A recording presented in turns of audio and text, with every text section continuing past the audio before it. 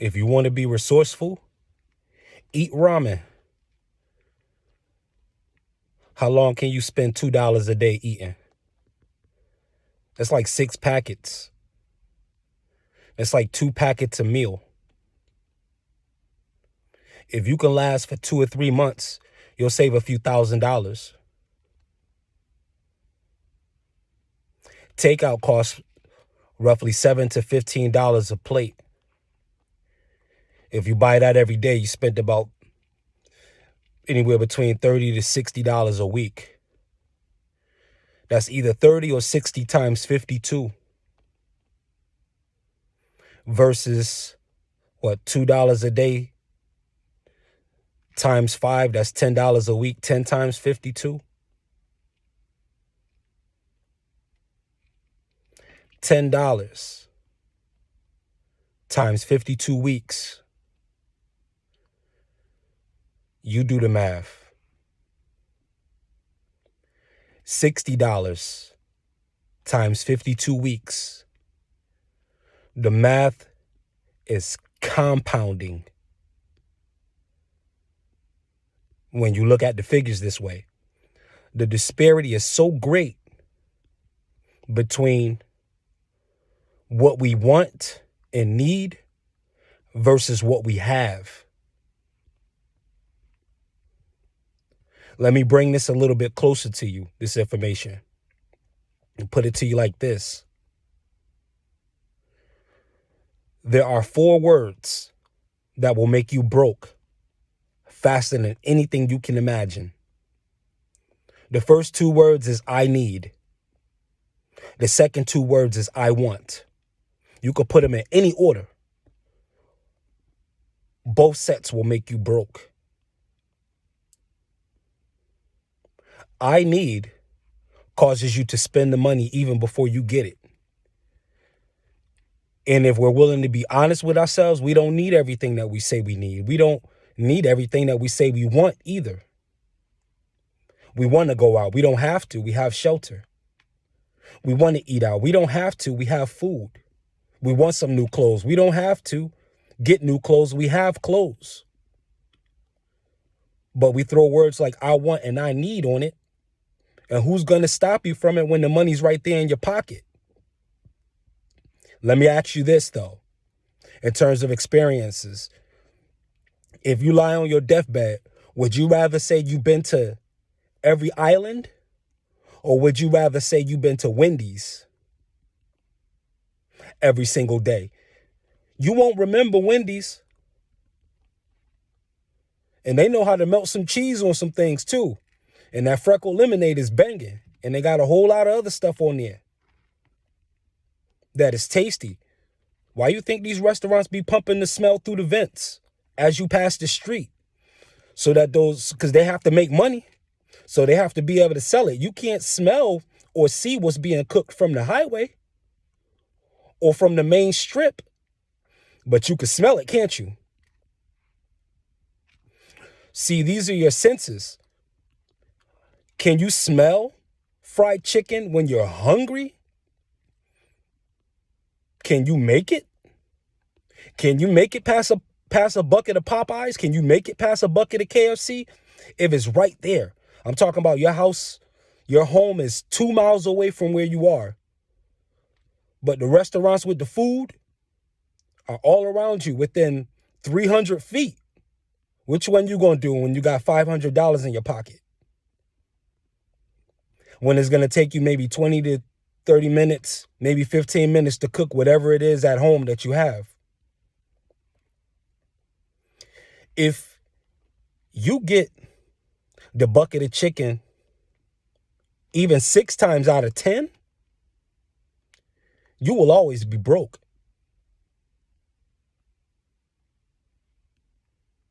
Because there's a difference between what we think we have to have versus what we have already. A lot of times we don't grocery shop when we actually run out of food. We grocery shop when the food gets low. But we don't think about how much food is actually left because there's seldom any instances where we eat the very last can. This is the difference between being rich and poor. Rich people make money. Wealthy people keep it. Which one are you? It doesn't matter how much money you make. You can make $60,000 a year, but you're still going to be broke if you're spending $50 or $60 a week on takeout. You're still going to be broke. We're not talking about bills. If you want to go out each week, let's multiply that 60 times 2. That's 120. 120 times 52. You want to go to the movies all the time with everything that comes out? You want the new sneakers? These things are going to cost you. You think you want them because you like how they look. You think you need them because you don't have them. But you have something.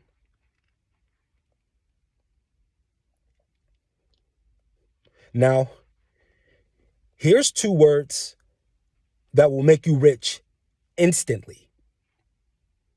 And it's really 3 words, but let's compound it. These are the words. Let's see. I'll say that again. The 2 words that will make you rich and keep you wealthy. Let's see. Because let's see is what you have to say before you start to create a budget. And a budget has everything to do with allocating your money before you get it. It's easy to go broke when you're spending money backwards, when you're trying to see what you have left before you start trying to add it up and measure it up. You're going to go broke and you're going to stay broke. You have to see the money before it actually enters your hand. And you have to allocate that money. It's easier said than done. But do this for a while and it'll be easier done than said. This is money magic. We're talking about getting rich no matter how much you make. You can be rich. You can be wealthy even. It's not about how much you make. It's about how much you keep.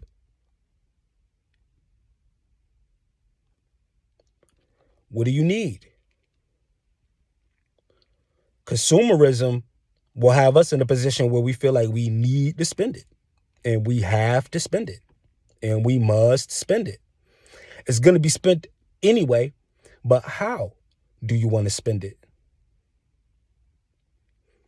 Do you want to have a ton of fun right now and you be broke right after that, only for those moments to really not be as significant as you thought they would be when the money was in your hand?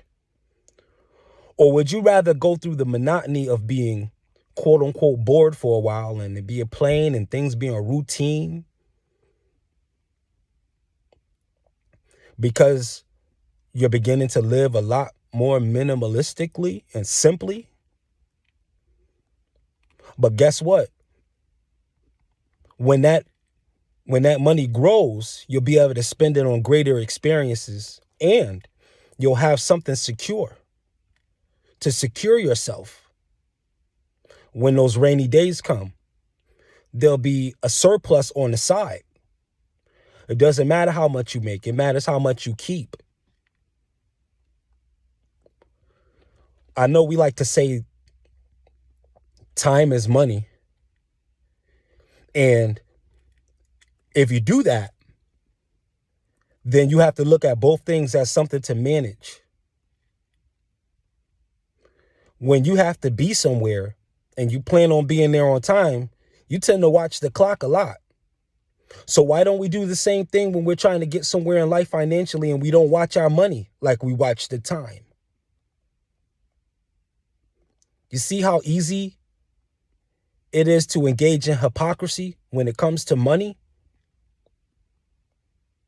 Because the money's connected to the transactions of both needs and wants, and this can create confusion. The true need is just for the bills to be paid. But the wants, they usually start and stop at the mouth.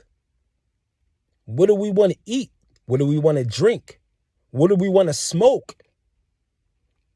It starts and stops at the mouth a lot of times. But if you're willing to forego that, instead of saying I need and I want, if you're willing to say let's see, Then you put yourself on a different financial track and on a different economic destiny, a different monetized timeline of life. Look at the word budget and listen to how it sounds. Scarcity is a wall, and you can't even budget unless you budget. Scarcity is a wall, and you can't even budget unless you budget. This is money magic. It's magic because it's neglected common sense. So when it's applied, it's going to look like some abracadabra, some open sesame stuff.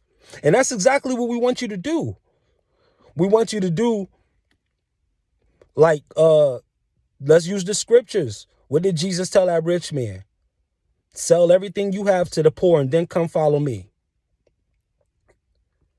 A lot of churches will want to have you believe that you have to give up all of your financial resources to somebody else. That's not what that's talking about. Because you as a human being, you are both rich and poor.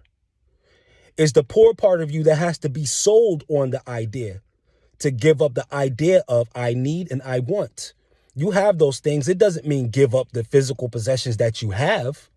No, it means that you have to look at the physical possessions in a way that you can sell the idea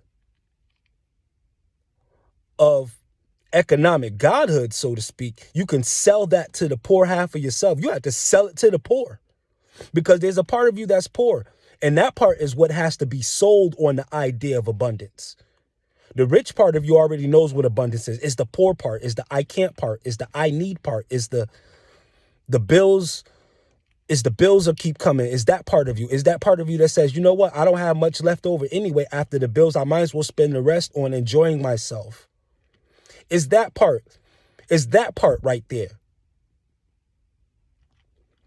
When you get to a 0 point in your consciousness, you can slow yourself down enough to see this. You're not going to lose time.